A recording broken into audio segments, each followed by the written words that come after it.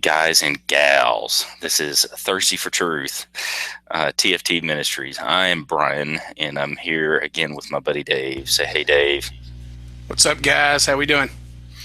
So we're glad to be back. I think it's been a while, and I don't know exactly how long it's been, but we've been pretty busy.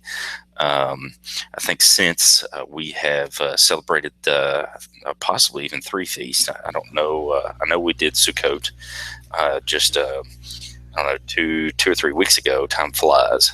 Yeah. But we had a good time, Dave. I really enjoyed, and I think we all did, and that was a really good time of fellowship.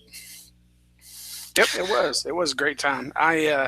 The more and more we do these feasts, the more and more I'm excited just to get to them and start to implement them into just preparing for them every year and just digging into them more and try to do a little bit more things. But yeah, I love it, man. It's good stuff. Yeah, it was good. And before that, we had Yom Kippur, which are kind of two ends of the spectrum. Sukkot is supposed to be fun and I guess relaxing, enjoyable. Whereas Yom Kippur, just before that, it's a time of introspection and I guess a time of humility and being humble before our God and anyway, it was still a good time and a good time and I think we all did that on our own at our homes. And before that was trumpets, and we had a little get together, ate some challah bread, and Holla! yeah, and I blew the trumpet. Of course, I think all that stuff is on actually on YouTube as well. So anyway, let's dive right in. Brian, what I do like is what I've noticed in when we had those solemn days, and if some fasted, some did, whatever. But on those solemn days, those solemn Shabbat days or whatever. What I do like about that is after we had those days, new things, and I've noticed in my family, the girls, my wife and my daughter, have grown tremendously just from those days. It has opened them up to, open their eyes a little bit more, and it's getting my daughter more and more involved to where she talks on her own without having to be triggered or brought to it. She's just on her own, just talks about things or references things to her school day and this and that, and she's even getting into wanting to, just when she draws or paints or does everything, she's incorporating more of Hebrew culture, I guess, and Hebrew words and this and that. She's wanting to incorporate those in her life, and it's just so exciting. But I really like the solemn Sabbath days that you have and stuff like that. They really, really tune in and get you back on focus, get you back on track with Yahweh. Right. And, I think it's I don't know. I just feel like I am living my faith more than I was before. And, back when I celebrated, things like Christmas and Easter, they, I felt like they were good in a sense that, I celebrated the birth of Christ during Christmas. And, we actually had a birthday cake and sang happy birthday, Jesus. But the thing is, Christmas has another side to it. Even then, that I realized that it was just this gimme type thing. I mean, the day after Thanksgiving, the day after we all give thanks for what God has given us. There's Black Friday, so that everybody can get awesome deals for Christmas. It's just this. I don't know. I guess a material. I'm going to start sounding like a Madonna here, but it's a material world. You know what I mean? Yeah, that's true. And then Easter, it's like, what does a bunny and eggs have to do with the resurrection of Christ? But now that we're doing these things, we see that they're in the Bible, and it shouldn't be foreign. It is foreign to us, but what I mean is, as Christians, as people who profess to be followers of Yeshua and the God of Abraham, Isaac, and Jacob, these things were designed for you and I, and it was just awesome to take part in these things and say, that these things are for me, and man, I tell you, I enjoyed Sukkot so much. I mean, it was almost a bummer. It was a bummer to have to get back into real life. Yeah. And it's good to have time where you can, sit back and enjoy. And it's like Shabbat. I mean, you ain't got to twist my arm to say, hey, man, why don't you just sit back and enjoy the day that I've given you, and think about me, and teach your children about me, and just relax. Yeah. Man, where's the freedom in that? Yeah. What's odd is you do hear a lot of people say a day of rest. This is my day of rest, and whether they do it on Sunday or what. But it's even odd for them to hear them call it the day of rest, and then watch what they do on that day. Whether they go to church, but then the rest of the day or whatever. It's when he said rest, man, he really wanted you just to flat out forget about everything and just chill out and recuperate and to enjoy life, enjoy your family, thank him for all things, and just to really rest. And a lot of people don't. I don't think a lot of people understand that. Right. And I've had people tell me that they believe in the Ten Commandments, but God doesn't say anything about, Jesus didn't say anything about the Sabbath. There's nothing about the Sabbath, which I would argue that. But so that they're just doing things. I don't know. I just it's obvious that the church does not keep these things. And back when I was when I went to church on Sundays, and I was going through the motions of being a Christian here in Christian Town, USA. When I got off of work, or when I got out of church on Sunday, I was generally working doing something in the house. So even then, I didn't really keep it as a day of rest. And I guess the idea is that I don't have to. That stuff was nailed to the cross. I can do whatever.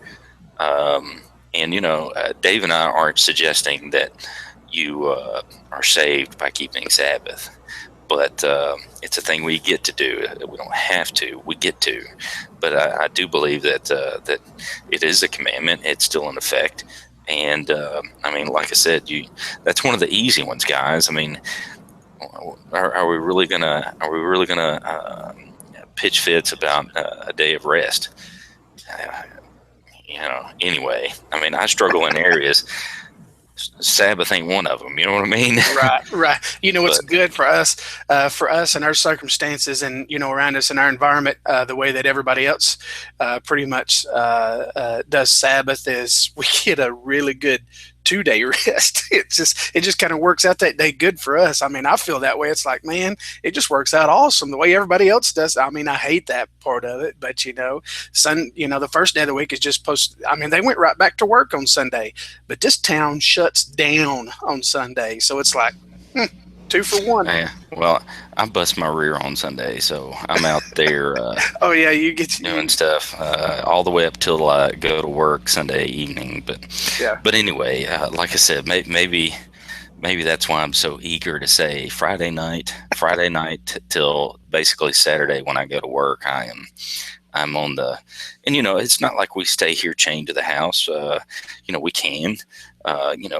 We may stay and do things, but there's been beautiful days that the Lord has given us, and boy, it's nice to be able to go out and enjoy it with your kids, and we go up to the mountains and read scripture, and we try to make it a teaching thing, but sometimes we just veg out on the couch, and I try to bless the kids, but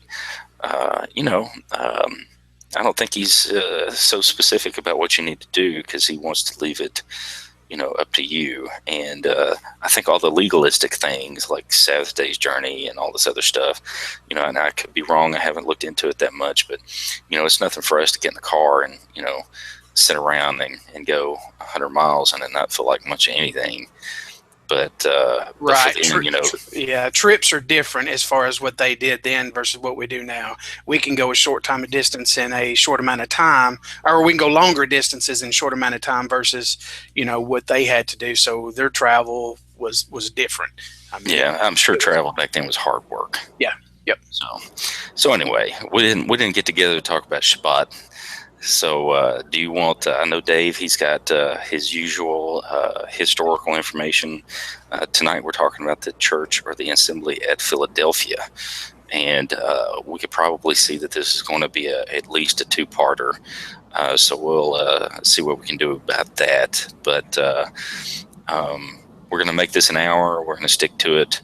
So, Dave, if you want to, go ahead, and we'll go from there. Okay. Okay, guys. Like you said, we're going to start with the church of Philadelphia. And like always, we always try to give a background of the area, the city, religion, the church, and so and so things are going on in the area. Not a lot on this one, actually, but I will say as far as well, I'll get into that in just a second, but we'll start with the city of Philadelphia, and Philadelphia, as far as the church, is called the Faithful Church, and I think you'll see as we go along through Scripture and everything, you'll see some parallels with one of the other churches that we've already covered, and we're going to get into that as well anyway. So, all right, the city of Philadelphia. Philadelphia was located about 28 miles southeast of the city of Sardis and was the youngest of the 7 cities whose churches we're covering. Philadelphia was founded in about 150 BC by King Attalus of Pergamum. Pergamum, you guys remember that? We've covered the city of Pergamum before. Pergamus, whose nickname was Philadelphus, which means lover of a brother or one who loves his brother. King Attalus was known for the admiration and love he had for his brother, Eumenes, and he named the city in honor of him. On a side note, the city of Philadelphia in Pennsylvania was named the city of brotherly love for this reason. And you're going to find out that as we study along here, you're going to find out that a lot of cities are named. There are a lot of cities named Philadelphia, and there are a lot of churches that have the Philadelphia name in them for that reason and for another reason that we're going to find out here later. But anyway, Philadelphia was a border city, and it bordered 3 other countries: Lydia, Mysia, and Phrygia. I'm not sure how to pronounce that, Brian, but I'm winging it. Phrygia. All right. The main road to the east from one continent to the other passed right through Philadelphia. So it was always a heavy populated, it always had travelers going through there. And there was always merchants and everything going through. And because of this location, Philadelphia was used in spreading Greek culture among the rest of the nation and the rest of the countries around there. They were so successful at doing that by 19 AD. This is not so long. You got to remember, 150 BC is just 150 years from when they consider the time from when Yeshua is born, and then they count that you've got the BC, and everybody knows the Anno Domini. Now I forgot how you say that, but BC and AD, the year of our Lord. So 150 years before Christ came is when it was established, and then just 19 years after Christ came, the Greek language became the dominant language. That's how soon it was. I was thrown away by that, Brian. That's how fast the Greek language came in and started dominating that area, the minor Asia areas. Yep. Yeah, I didn't know it was so early at that time. I thought Hebrew was kicking for a while, but because we found out now that Matthew was written in Hebrew supposedly. Yeah, and that's what I think, and I've actually heard, and I know there's going to be a lot of people that would disagree, but I recently read a book by Doug Hamp, and he talks about discovering the language of Jesus, and it's interesting because he actually goes through and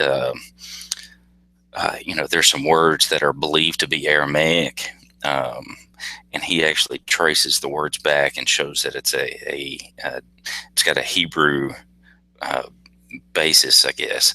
It's hard to explain, but he makes a really good case that Yeshua was not only speaking, Hebrew. He was speaking Hebrew with his fellow Jews, his brethren, countrymen. But Greek was also taken off kind of then as well.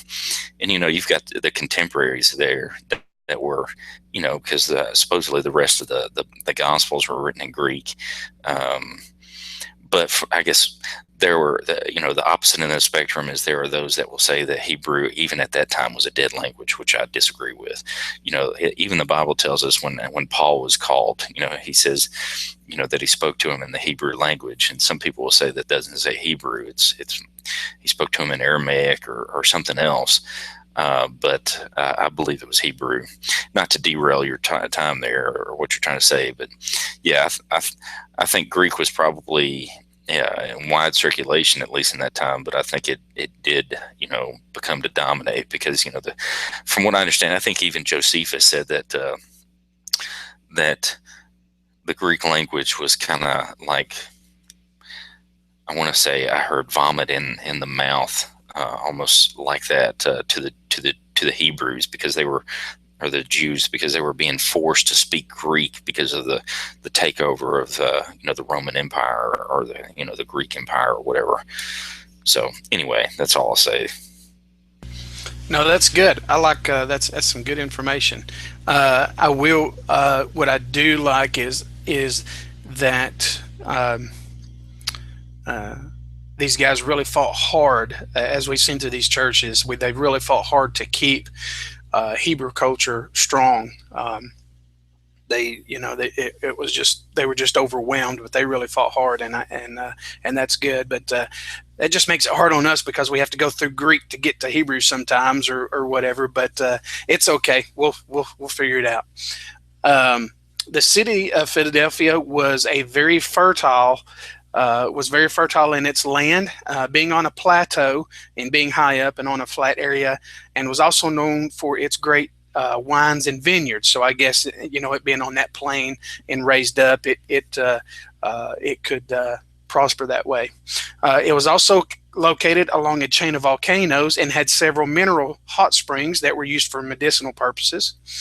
The location close to these volcanoes constantly tormented Philadelphia by earthquakes, and in 17 AD, it, along with Sardis and other closely surrounding cities, were destroyed by an earthquake. And I think we had also talked about Sardis, how the Romans come in and rebuilt that. If you think back, you remember we were looking at some of those pictures, and you can tell the difference between natural rock and the stones that the Romans had brought in and rebuilt the city. You could actually see it in the pictures, the difference in rock and the colors and the quality of the stones. But that, I think that's neat that you can actually, to this day, see that. And actually, here's Laura was just telling me the night before last that there were some discounts or something on trips to Israel. And I told her, I said, man, that would be a dream trip that me and Brian would love to go on, but I'd be afraid to get over there and something happen and can't fly out of there. Yes, that's the thing. I mean, I would love to, dude, and I was literally that close to going with PFT, Passion for Truth. I think Faith even called me and she said, "Why don't you just use the income tax return and go this next time?" But we ended up needing that money for something else. But yeah, and I used to think a little differently. I was, and I'm not scared necessarily of anything that's going on over there. But it would be a bad thing not to be able to get back to your family. You okay there? Yeah, your voice is so awesome. It just vibrates the foundations of your house. And I don't know what's up with that. It just lost its grip there or something. I don't know. But anyway, continue while I fix this. All right.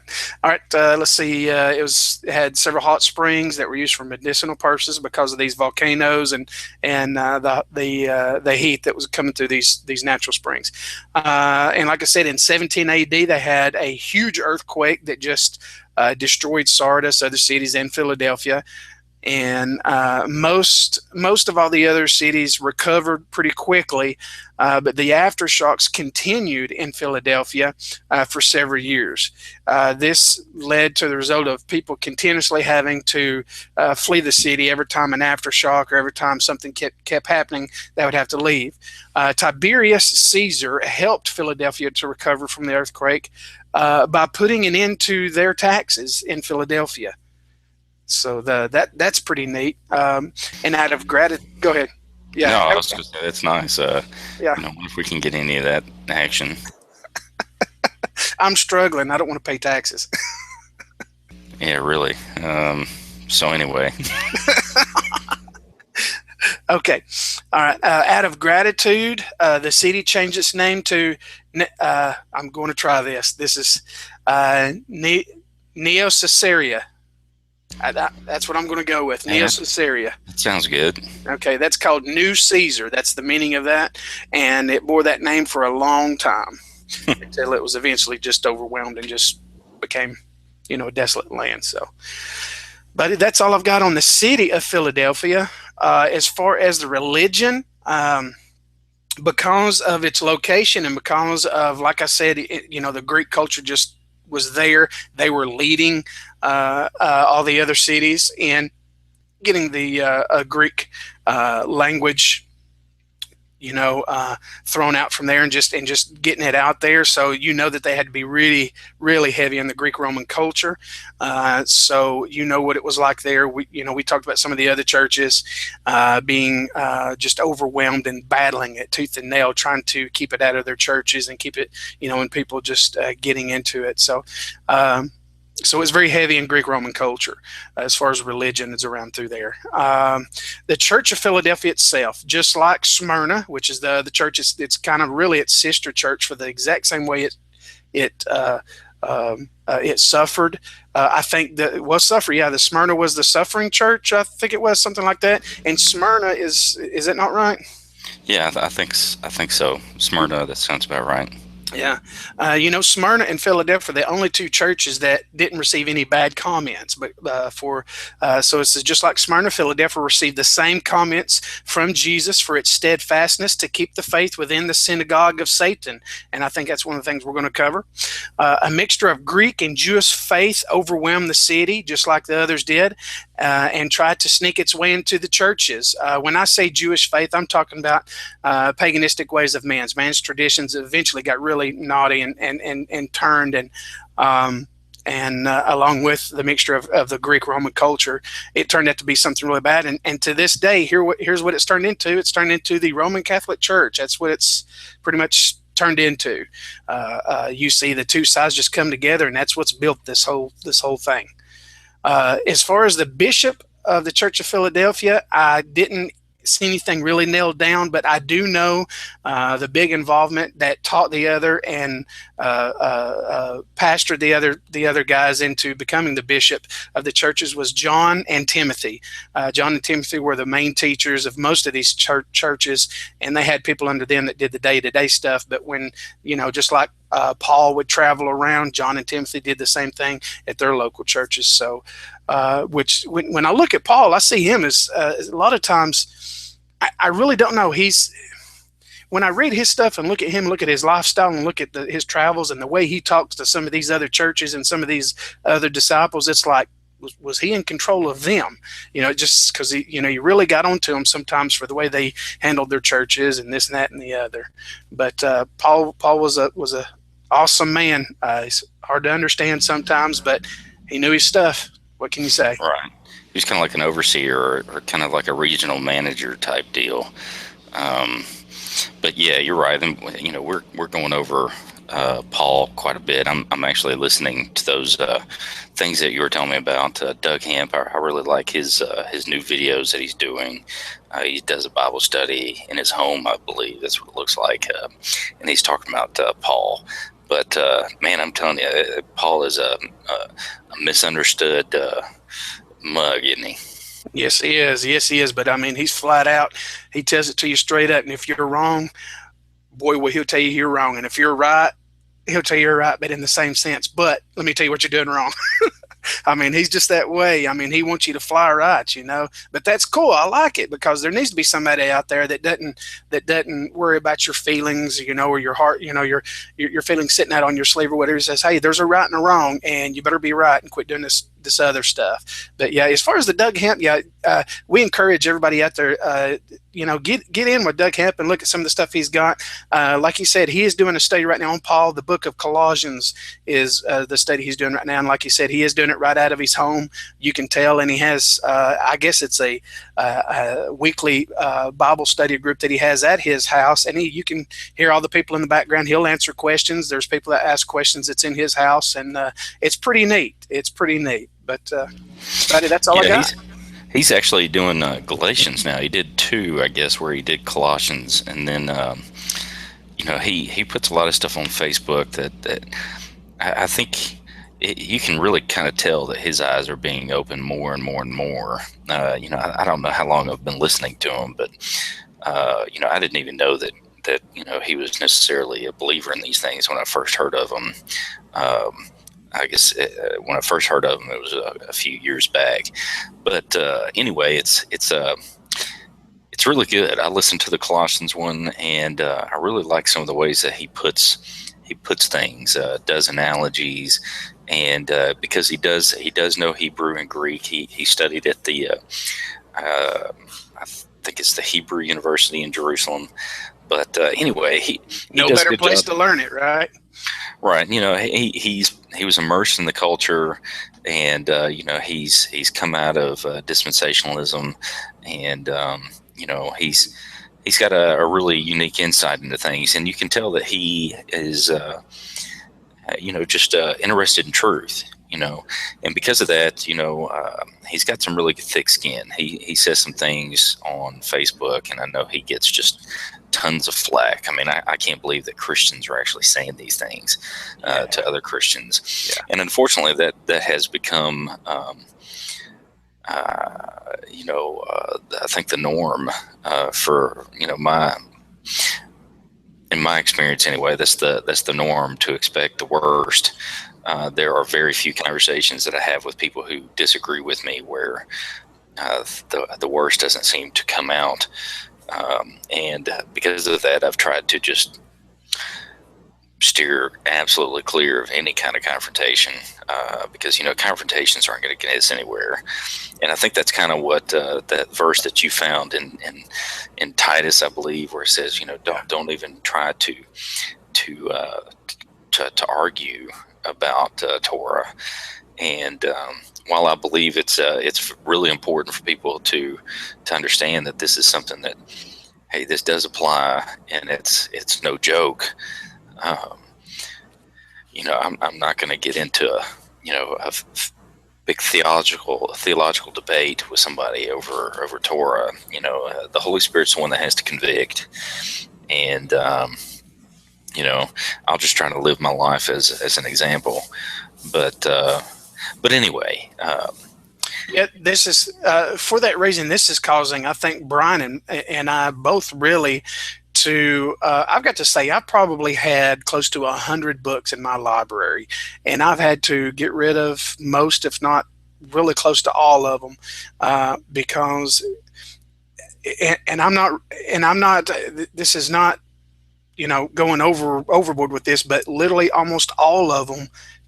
The books that I have teach against Torah and teach that Christ is the end to all those things.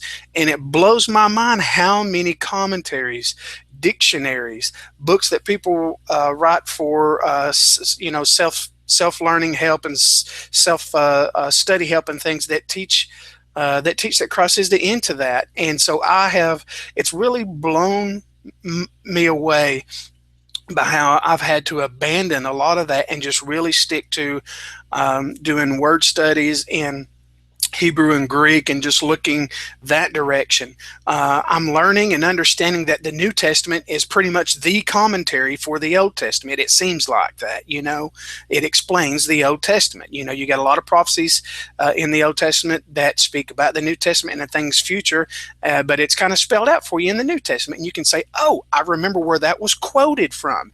It's amazing to me how much New Testament stuff is quoted from the Tanakh or the Old Testament, but that's neat. Man, we ain't even started yet, and we've already been yapping for 30 minutes. Yeah, yeah. So, what do you want to do? Are you finished with all your historical? Yes, I am done. Yep. Okay. Well, instead of just, you know, why don't we, kind of do like we did before, and we'll take a verse, and I know we both have some information. Whoever has information will share instead of big long Sure. soliloquies or whatever that I may have. That's fine. Yeah, we can take it verse by verse. That'd be cool. Because, we're going to have to stop at some point, so that's fine. All right, so I'm going to read from the Scriptures. It's a version called the Scriptures. And so verse 7, and to the messenger of the assembly in Philadelphia write, he who is set apart, or I think other translations say holy, he who is true, and he who has the key of David,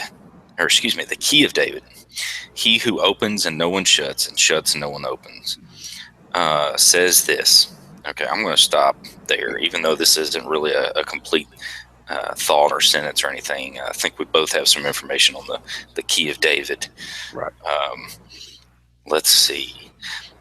What I will say right off the bat is that this seems to be a quote like what you're saying. It's like the New Testament quotes constantly, and that's what we seem to forget too. We seem to forget if it's, sometimes there are direct quotes, and sometimes our Bibles will have something underlined or highlighted or something like that. But when Paul mentions something, more than likely he's not just coming up with this stuff. It's not a new idea.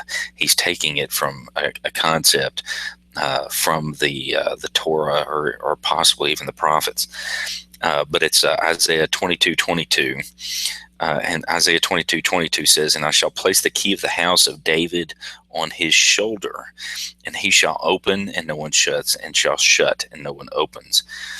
And I actually found a website that has some really good information on that, but it's kind of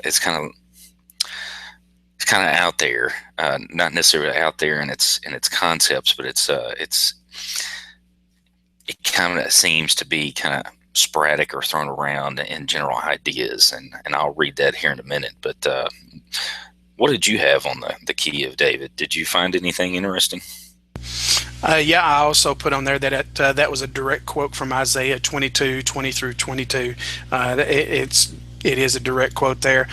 Something that I found that on the key of David, and this is just me. Listen, this may be right, it may be wrong, but we learn as we go here. So go for it, man. We're trying to figure it out. That's right. A key indicates control or authority. From what we can see, keys open things. It can be a key that can open a door, or it can be, you see maps, they have key codes and stuff like that. You see different ways that the word key is used in many things, but what it does, it has control and authority over what it is explaining. So we can look at that. And so having the key of David, to me, means it would give control of David's domain, which would be Jerusalem, the seat of David, and the kingdom of Israel. Is that kind of where you're going with it, Brian?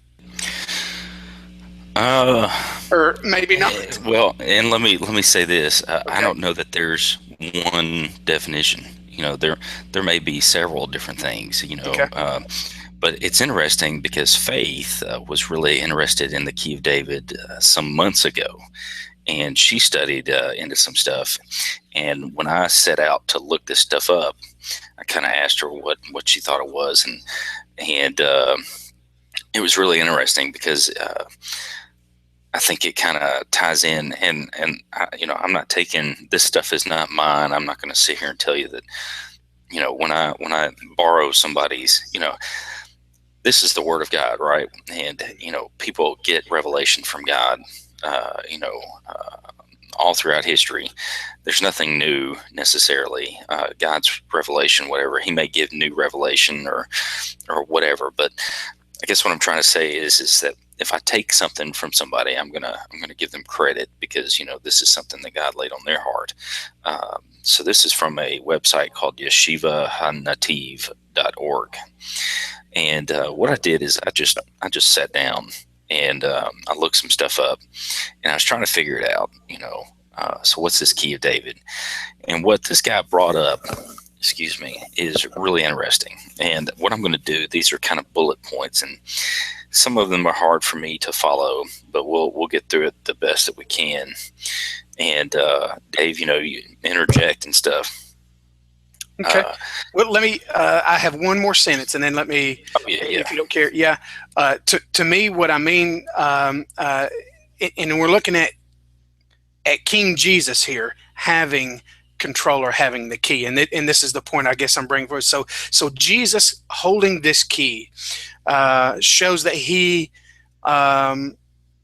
having the key of David has control and authority over that. So it shows that he is the fulfillment of the Davidic covenant, maybe is what I'm looking at, and the ruler of New Jerusalem, as we will get into. I think we're going to cover the New Jerusalem here, and the Lord in the kingdom of heaven. So he has been, so the fulfillment of the Davidic covenant, and then that's where he's getting this, the key of David, because we see a lot of things pertaining to David through that. It has some good prophetic meaning there. So that's what I had. And I think I think what you're saying is right. So this is just like I said with a lot of verses. There's more than one way to come at it. You know what I mean? Oh yeah, absolutely. Yep. I used to say that there's a face value, and then there's something a little deeper. And I think this is interesting. And like you kind of gave a little proviso a little earlier, is that hey, I'm not sitting here saying this is it, but it sure is interesting. Yeah. And so anyway, so we read Isaiah 22:22. But let's look at Isaiah 22:22. It says in the passage beginning in verse 20, it appears that Yahweh will call this particular king, I believe it's a king, his name is Eliakim, or in Hebrew, Eliakim, and lay on his shoulders the key of the house of David. This passage has a prophetic depth referring to the Messiah to come. Okay, and I think that's something that's fairly reasonable to see, because he's talking about the key of the house of David I will lay on his shoulder, and then we see that happening in Yeshua later on in Revelation.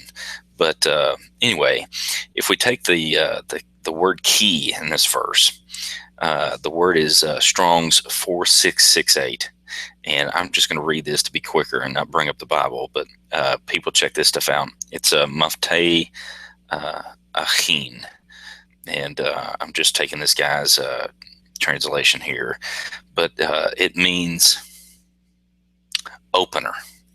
Okay, so I don't know that they had keys like we have keys now. You know what I mean? They didn't have a key ring necessarily. So it's something that opens. So in the name Eliakim, or this has a pronunciation, Eliakim. I'm not really sure, but it's Strong's 471, and it means whom God raises up or sets up. And the word shoulder is Shechem. It's 7926 in the Strong's, meaning the place of burdens, like a yoke. So think of it back then. That's where you place burdens, is on the shoulder. So what he did is he took the definitions of this and he paraphrased the verse with those particular definitions. So let's look at what it says now with those definitions in. He says, God will lay the yoke on the place of burdens, so on the shoulders of the one he raises up. And this yoke is the opener of the house of David. He who opens, no one shall shut, and what he shuts, no one shall open. In Revelation 3:7, we're talking about the Messiah that has the key of David. But he also said in John 14:16 that he is the way to the Father. Therefore, he is the opener, the key to the house of David. Messiah earned this glory through his obedience to the commandments, or the Torah, of the Father. And he's got Philippians 2:8. And Philippians 2:8 says, "And having been found in fashion as a man, he humbled himself and became obedient unto death." Death even, I think the other translations say on a cross. But so anyway, Messiah was raised up because of his obedience. All authority was given to him, and we see that in Matthew 28:18. This is leading to, man, this could go so many different ways when you say this is the opener, and leading to, that's crazy. Have you got, I've got something that's pretty neat here. Have you got Isaiah 9 as one of your? No, go Okay. for it. Listen to this. Isaiah 9, 6 through 7. For unto us a child is born, unto us a son is given, and the government will be upon his shoulder, and his name will be called Wonderful, Counselor, Mighty God, Everlasting Father, Prince of Peace. Verse 7. Of the increase of his government and peace there will be no end, upon the throne of David and over his kingdom, to order it, and establish it with judgment and justice from that time forward, even forever. The zeal of the Lord of hosts will perform this. That's the key. That's, and so that to me just blows me away. This is tying in together. This is crazy, man. Is it? Well, what's cool is I got something on Saturday morning. I sat down and I was really trying to find something, and I think it's in Jeremiah, and I was going to talk to everybody about it tomorrow night, but I think it may end up tying somehow into this a little bit later, so I may or may not bring it tonight. But I'm telling you, it all fits. And when things start hitting in Scripture, I mean, and I guess what I'm saying is now that I'm walking in the walk that I am now, Scripture is fitting together even more so. If that makes any sense? No, you're clear on that, man. And what by the way, what I'm reading from is the New King James Version on that. And when he talks about his government and peace, and he's talking about judgment and justice and everything, to me, all of this is prophecy. Would you not call it this? These are the things that are going to come. And then John is writing this down, saying, "Hey," and then we're going to read later where it talks about, "Hey, you need to do this. Prepare your," there's preparation in this letter as well. But when he talks about judgment and justice and his government and his way. And I think we talked about this last time, Brian. Everybody talks about how wonderful and how glorious, the coming of the second coming of Yeshua is going to be. But we talked about this in group the other night, did we not? We were talking about the sword, the sword of the Spirit, the sword, coming from us, the flaming sword and everything. When it's going to be with so much authority, and I do get and understand that we are going to be judged, and that is going to be a time that we are going to fall on our face and just it's just going to be that moment. That's something that we as humankind have to go through because of who we are according to the Father. But when he comes, he's coming and he's carrying a load to unload. I mean, we see that in several ways. Right. And you're right. It's going to be a time, a lot of people are saying they can't wait, but I think when it all comes down to it, we're going to be, it's going to be a fearful time, even for those who belong to him. And I think if we eventually get out of the letters to the churches, we may get into some of that. But yeah, that would be good. That would be good. But let's see, where was I at? Okay, so thus far, the focus of our attention has been on the obedience of the Messiah. So in Deuteronomy 18:18, Jehovah, God, said that he would raise up a prophet who would speak all of his words, and that if the people did not obey his words in the mouth of the one he would raise up, remember where the one he would raise up, this is Eliakim, if they did not obey all the words in the mouth of the one that he would raise up, they would pay the penalty, they would pay the price. In Luke 11:52, Messiah said that the lawyers, or the scribes or the Pharisees, they weren't lawyers in the sense that we know. They were people who studied the Torah. They had taken away, and this is interesting, Luke 11:52, they had taken away the key of knowledge, hindering those who would enter the kingdom. Now, what key of knowledge did they take away? Just keep that in your mind. Remember, Hosea 4:6 says, "My people are destroyed for a lack of knowledge." Go to Hosea 4:6, read what they were destroyed, what knowledge it was that they were lacking. But then in Matthew 16:6, Messiah said, "Beware of the leaven of the Pharisees and of the Sadducees." In verse 12, they understood that the leaven of the Pharisees and the Sadducees meant to beware of their doctrine. And what was their doctrine? Their doctrine was, well, it's a hard issue, is what we've talked about before. They may have been doing God's law, but they were also doing a lot of other things. Why do you transgress the law of God by keeping by your doctrines or your traditions of men? But anyway, here it is in Mark 7:6-9. Messiah said that they rejected the word of God in order to keep their own traditions. So they thought that they were doing well, but in the end, they weren't. And that's another thing that we see in the book of Revelation and some of these letters to the churches. It says you think that you're doing very well, but you don't realize that you are stinking it up really bad, to paraphrase it. But in the last few sentences, the focus has been on the disobedience practiced by some of the leaders of the group. In Matthew 9:13 and 12:7, Messiah said he desired mercy and not sacrifice. And man, I remember growing, or trying to grow in my walk with God, and I was reading the Bible seriously for the first time in my life. And I kept seeing, he would say, go and find out what this means. I desire mercy and not sacrifice.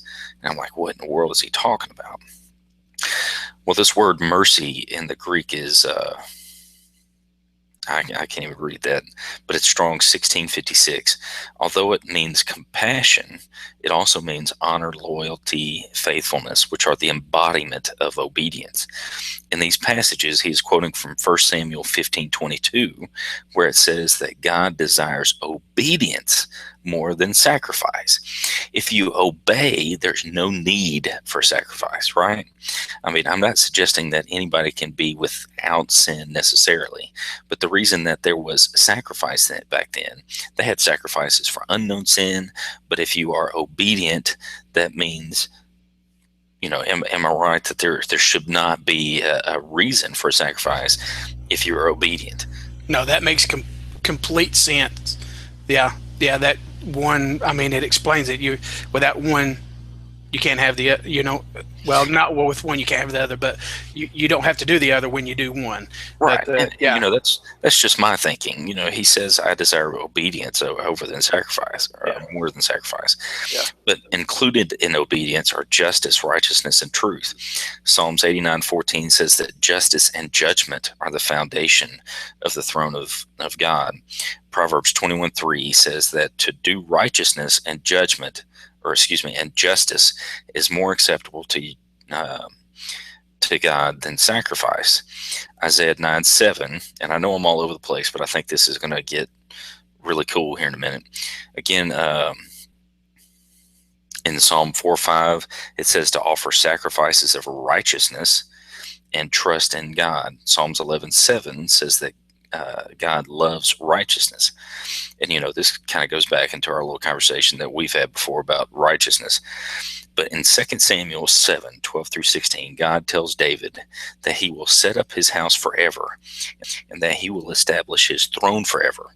This ties into what you were saying. So like I said, there's more than one way to skin a cat, basically. Right.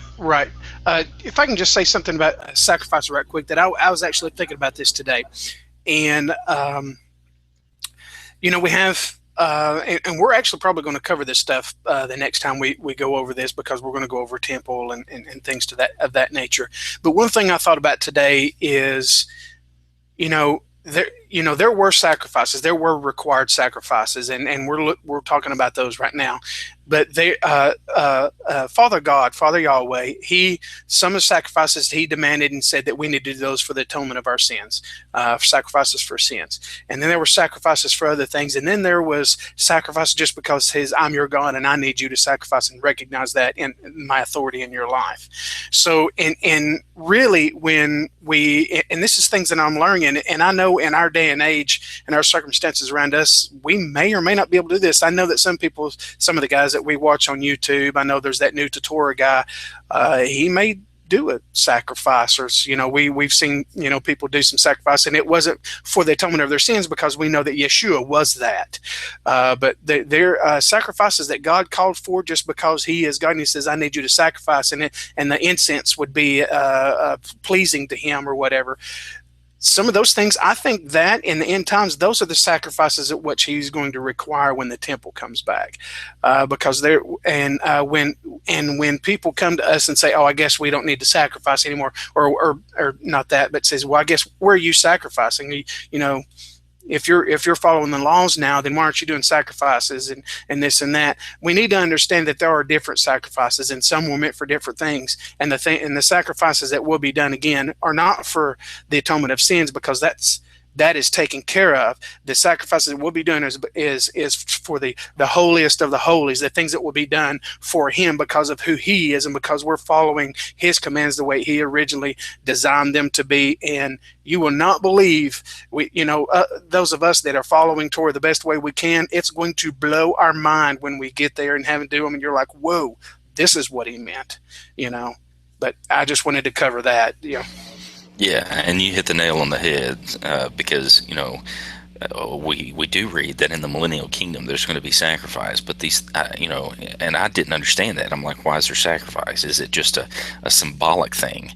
But looking back on those things, there were sacrifices that God said, you will do these things for all time, forever, and they were not attributed to sin sacrifices. They were not for atonement of sin. They were for, say, Sukkot or something, or, you will not come empty-handed to me. So anyway, it's interesting, and I think, like you said, we're going to be, have our mind blown. But yeah, I mean, sacrifice definitely has an application still, but not necessarily today, because there were set aside things that they had to do that we aren't able to do now. There's not a temple. There's going to be another temple, et cetera, et cetera. But yeah, good input there. Right, yeah, and I don't necessarily think we ought to be doing them, because like you said, there is no existing temple, and those were the places that. And I want to say this too, and I understand a lot of people want to get involved in culture and things of that nature and say, oh, well, that's so cool, let's start doing this. Listen, if there is no way for them to be done like that, like these sacrifices were done in a time and a place and in a certain way. We do not, those they can't be done right now. They absolutely cannot be done right now. So because of the circumstances, that there is no temple, there is no table of showbread. There is no, that stuff. Those are the things that we cannot physically see. And the table that you do sacrifice on, the hooks, we don't see these things. So we can't be done. So we don't need to try to recreate things, just like what we're doing with some of the traditions of man and how we're trying to go back and recreate things. We need to stop trying to recreate things. And I'm not talking about sacrificing as, but in all the things that we do, we think that our heart is pure in some of the things that we do. We need to be very, very careful in how we try to recreate things and apply them to our life, because you may be doing something that the Pharisees did, which was try to add to the laws of God, and it ended up messing us up. Ended up creating confusion to where now that we're trying to understand Paul, because Paul was fighting so hard against it, and people are trying to fight against him, saying no, he meant this and you meant that, and it's just, this is why we are the confusion that we're in, is because the oral laws of the Pharisees have really messed us up, adding to and trying to recreate and trying to just take, it's they think they're good in what they're doing, but why in the world would God's laws and God's ways and his words need to be recreated, altered, or changed in any way? I mean, he is creator. Right. Yeah, and I agree with you on all that. There's a time and a place, and I think we're not, for people who don't know us, we're not sacrificing anything in my backyard or in Dave's backyard, anything like that. So we're trying to figure out things and how we need to be doing it, and it's a process, and but we just believe that God's word is alive and it's applicable today for everything that we do. But like we were saying, sacrifice is there's going to be a time and a place for that, but we're not doing it now. Right, and even it is, you said it, it's a process. And whether the process is easy or hard, it is a process. And it is going to take some time for us to try to figure things out so that we apply them to our lives daily in the way that God, that God gave them to us, the guidelines. These are guidelines for us to live by, to speak by, to act by, to, everything. He gave them to us, and he said, listen, if you do these things with me in your heart and in your mind, and Holy Spirit controlling you and leading and guiding you to do these things, you're going to be okay. And when troublesome times come, you're going to know that you're going to be okay, because you've set aside what you need to set aside. You've prepared your mind, body, and soul for this. Everything's going to be fine. So breathe easy for everybody out there. If you're new to this, me and Brian are still new to this. It's just been a couple of years really for us. Brian, a little bit longer. But if you're new to this, breathe easy. Take it slow, try to figure out, and as you come to something new and you have it nailed down, then start applying it. I don't know why I'm getting into this, but I just feel led to we're getting into some things, but I just felt led to say that. If you are listening, just slowly start applying things until you know for a fact it is, and then you can, nail it down and say, okay, this is something we need to start doing. And if you're the head of your home, or if you're not the head of your home, bring this to your husband. Do it in the way that God wants us to do. There is a head of the home, and you need to take it to him and brought it that way. And don't try to start pushing things in our families without the entire family agreeing on it first. There's a way and a purpose to all things. So just seek, the way I tell people is to first seek the kingdom of God first, and under his righteousness. And we already know that the righteousness is is following and obeying, and righteousness is someone who is following and obeying the Torah and obedience of God. So do that first. Fall on your face, seek the faller, expose yourself to him, tell him that you want to be right and not wrong. Admit that you're wrongs, admit things in your life that you may or may not be wrong. You're not sure. Be honest with him. He already knows your heart. He knows what you are or aren't going to say, and it dishearts him when he knows what's on your heart and you don't say it. When you know in your heart and you're confused and you don't say it, that dishearts him, because he would like for you to open up to him. He wants you to be you. And so just come to him and say, Father, I don't know. And if you don't know, just tell him that, and then just say, I need to know you and know your truth. And I guarantee you, when you do that, he'll start showing you these things, and that will make it more easy, make it easier to start applying them, and will open you up, and you'll start studying more, and you'll see that the ways that you used to study will be no more, and you'll learn new ways, and he'll open your eyes to new things. Man, I'm sorry. No, and the one thing I was going to say about what you said is that you're talking about learning. That's what Acts 15. That's what the decree of the what they call the Council of Jerusalem in Acts 15.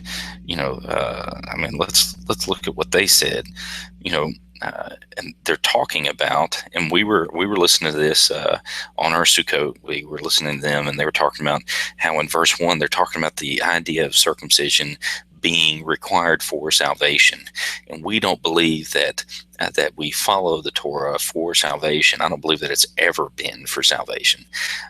We follow the Torah because we want to please and to show our love for Yahweh. The Bible tells us, what is the love of God? The love of God is keeping the commandments. That's how we show our love for God. But, they're sitting here thinking, they're like, okay, so what do we need to tell these Gentiles who are coming into the faith? Well, when they go from being a Gentile, they go from being a Gentile to something else. 119 Ministries, and I know we're out of time, but 119 Ministries has a really short video. If we're Gentiles, which I don't believe that I am anymore. I used to say I'm a Gentile Christian. Well, to me back then, that just meant that I wasn't a Jew. But Gentile is somebody who is out of covenant. It was either Israel or the nations. Israel or the Goyim in Hebrew. It means nations. It's where we get the word Gentile. And Gentile just means that you are out of covenant with God. So to suggest that you are an out of covenant Christian. But here's the deal. They had these Gentiles who were out of covenant coming into covenant. And so they're like, okay, what do we need to tell these mugs? And there's the conversation with Peter. Peter says, are we going to tell them, verse 10, now then, why do we try God by putting on them a yoke, putting a yoke on the neck of the taught ones, which neither our fathers nor we were able to bear? I don't believe that's talking about God's Torah, because here's the deal. The Bible tells us in at least 2 places that his commandments are not burdensome.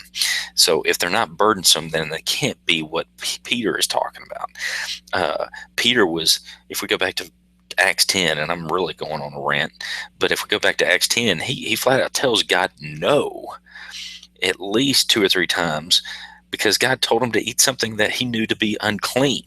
If it was so difficult that we didn't need to worry about it, then why didn't he go, I've been waiting on this day? You know what I mean? But anyway, what the final saying is that they need to, this is verse 19. Therefore I judge that we do not trouble those from among the Gentiles who are turning to God, but that we write to them to abstain from the defilement of idols, and from whoring, and from what is strangled, and from blood. So he gave them 4 things. Guess what? These are things like, hey, these are really glaring things that you really need to do right now. And the way Doug Hemp said it, he said something interesting. He said, if you're trying to start up a business or something, he gave some examples. I don't remember what they are. And you can say, what tips can you give me to start up a business? Well, you need to do this, you need to do that, do this and that. We're not going to say, okay, that's it. No, that's a good starting point. This is what you need to do to start. And but he says, for from ancient generations, Moses has in every city, Moses is another term for Torah, in every city, those proclaiming him being read in the congregations every Sabbath. I don't understand. James is telling the Gentiles who are turning to him are going to hear Moses being preached in the synagogues or the congregation every Shabbat. But he did away with the Shabbat, right? Right. But the point is that they are supposed to learn Moses in the synagogues on every Shabbat, or in the congregations on every Shabbat. It's a process. You're not gonna get the whole thing down at once. But anyway, yeah, they couldn't. I mean, it's not like what we have today, where we've got extra. I could probably, if I went through my house right now, I could probably round up 10, 12 Bibles in I don't know how many translations. In every electronic device I've got even more versions or translations. I mean, it's just, they did not have those capabilities then. So when they went and they sat and they listened to it, they listened to, their little Torah portion, talked about it, and then went home and applied it to their life, and it was just bit by bit by bit, and heard something brand new the next time. It wasn't like what we have today, where we can just hear the same thing over and over and over again. Every time they went, it was brand new to them. Yeah, I mean, it's good stuff. And we got off on a big tangent, but It you was know, good application, though. yeah, you know, uh, we're 7 minutes over. Yeah. Um, I've got a few things to read, but I can put them off. I mean, it's just to finish up, I guess, the thought of all the stuff with the key. But Well, if you have stuff, if you got something to say with it, or some things on your mind, we can put it off, and unless you just want to read it and be done with it that way, it's however you want to do, buddy. hmm, Because if we get to talking again, yeah, no. okay. Tell you what, let me. I don't think it'll take very long, and I won't say anything. And then what we'll do is we'll let that stew, and then we'll commentate on it next time. Oh, good deal. Okay. Okay, but just to finish the thought process here, because I don't think it makes any sense right now. But in 2 Samuel 7:12-16, God tells David that he will set up his house forever, and that he will establish his throne forever. In 1 Kings 14:8, he says to David that he was his servant, and that David followed him with all of his heart and kept his commandments. That's why he's a man after God's own heart. Ezekiel 37. 21-24, God says that he will bring all the children from all the nations, all his children from all the nations that he has scattered them, and he will make his servant David king of them, and they shall walk in his judgments and observe all his statutes. Notice the book of Ezekiel was written approximately 400 to 500 years after the death of David. So we see that the name David, and this is his opinion, as used here, is a symbol of the Messiah. And the house of David represents all those who will walk in the will of Torah of Yahweh. I say that's his opinion because there are other opinions. I'm not necessarily saying I disagree with him. The focus on the next few sentences will be what Messiah expects from us. Revelation 21, we are told that the bride, the Lamb's wife, is a city. And this is what I sent y'all the other day. And this was kind of confusing. Maybe we could talk about it next time. But it's called the city, a city. In Revelation 22:14, we're told that the only ones who can enter into that city and have authority over the tree of life are those who do the commandments.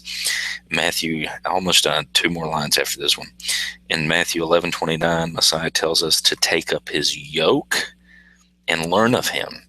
1 Corinthians 11:1, and remember what a yoke is. A yoke is a burden. Go back. The place of the burden is a place on the shoulders. It says, 1 Corinthians 11:1, the Apostle Paul tells us to imitate him as he imitates the Messiah. Again, in 1 John 2:6, we're told that anyone who abides in Messiah ought to walk just as Messiah did. 1 John 3:4, we're told that transgression of the law is sin. 1 John 5:3, we're told that if you love Yahweh, you'll keep his commandments, and they're not burdensome. We've already said that. But anyway, in finishing, and I know that I haven't tied any of this stuff together, but he believes the true key of the house of David is, which is the house of David is the restoration of the house of Israel and the house of Judah, which is what Ezekiel 37 talks about, 2 sticks into one, is obedience to the Torah. And just as Messiah was always obedient, and he always did the things which please the Father, which is in John 8:29. Maybe I can spend some time trying to piece all that together and explain how all that means, all that. But it's interesting because when you see that the yoke, he says to take my yoke, and that ties in with what he was, that original verse in Isaiah 22:22, that he will lay it on his the key of David. It's that yoke.